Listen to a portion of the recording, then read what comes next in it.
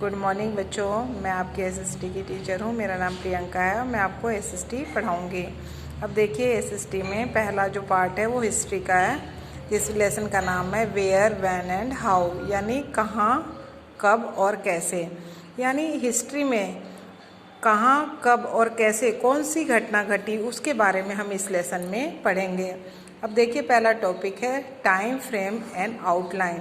अब देखिए, हिस्ट्री को जो है कितने भागों में बांटा गया? 3 भागों में। We have studied earlier that history is divided into 3 period. History को जो है 3 पीरियड्स में डिवाइड किया गया, एंशिएंट, मिडिएवल एंड मॉडर्न। इसके बाद है ये बोल रहा है कि for the entire world the time frame of this division is not uniform. ये बोल रहे हैं सभी बाकी के सभी ऑल वर्ल्ड में जो है हिस्ट्री का जो टाइम पीरियड है वो सेम नहीं है। अब देखिए, यूरोप में जो है मॉडर्न पीरियड है वो 16th सेंचुरी में जो है स्टार्ट हुआ था, जबकि जो 16th सेंचुरी है वो हमारा मिडिएवल पीरियड का जो है भाग है।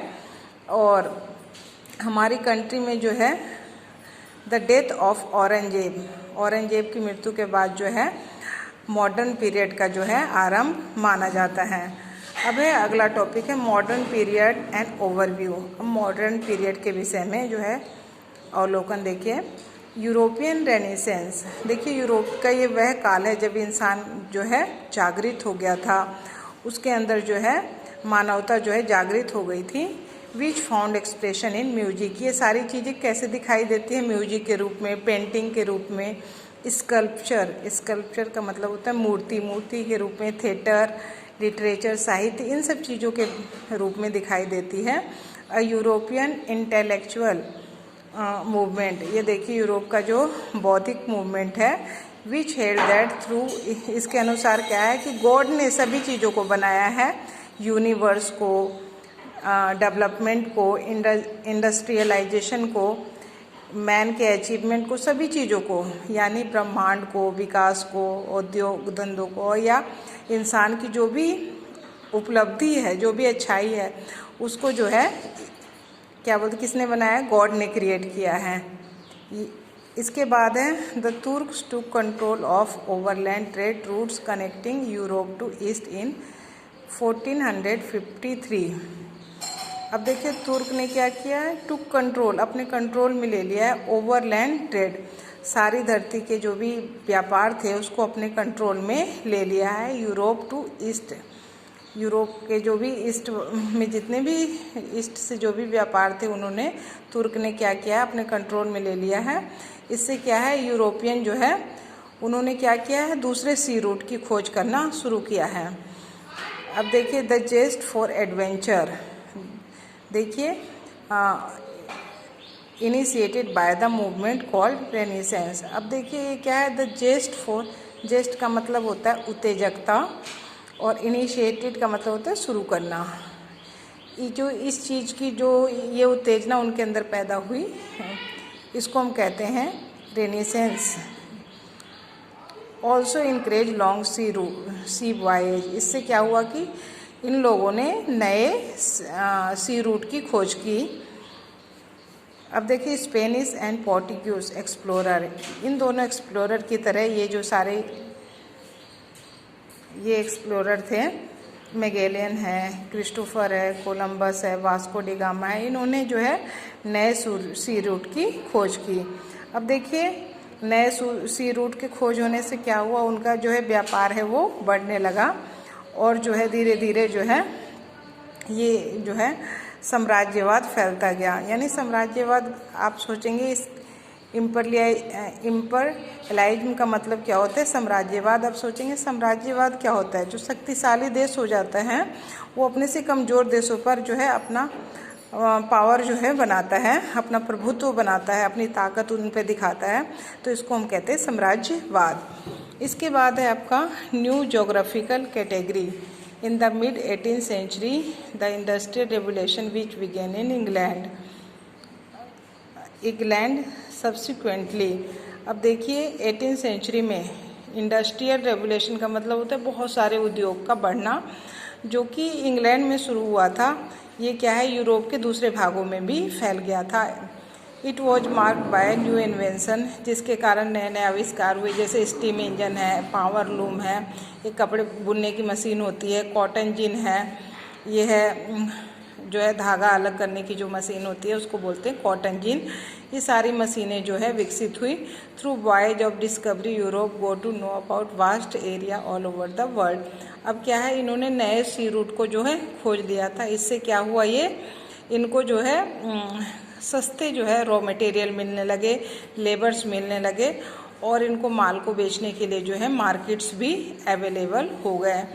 इसके बाद है आपका modern period in India N outline of time frame. अब देखिए मॉडर्न पीरियड हमारे कंट्री का।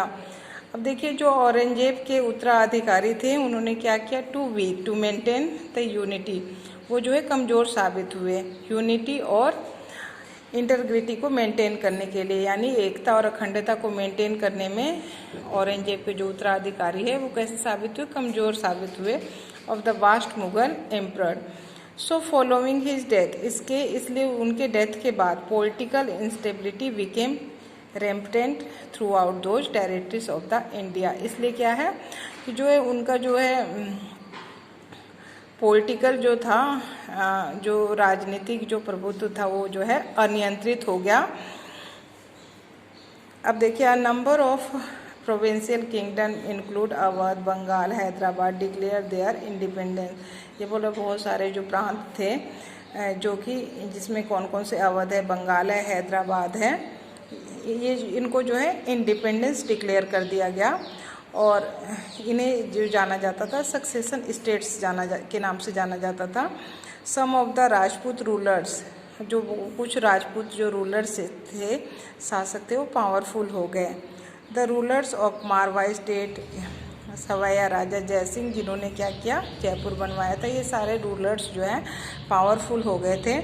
मराठा ने जो है जो भी अपना नाम हासिल किया था अंडर द पेशवा के तहत, until they lost power to Ahmad Shah Awadh. उसने क्या कर दिया, अहमद शाह अवध ने वो सारे जो भी शोहरत को लॉस्ट कर दिया। In the third battle of Panipat के थर्ड बैटल में उन्होंने लॉस्ट कर दिया। The Sikh establish their independent state, Sikh जो है establish their independent state under Maharaja Ranjit Singh. इसके बाद है Hyder Ali and his son Tipu Sultan establish and consolidate the kingdom of Mysore. अब देखो हैदर अली और उसके सन जो टीपू सुल्तान थे उन्होंने क्या स्थापित किया, किंगडम ऑफ मैसूर।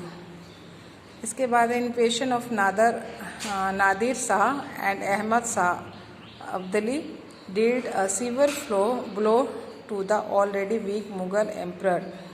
अब देखिए ये जो इन्वेशन का मतलब था आक्रमण। नादिर शाह और अहमद शाह के आक्रमण से क्या हुआ, उन्हें गंभीर झटका लगा पहले ही, जो इसने कि मुगल एम्परर को कमज़ोर कर दिया।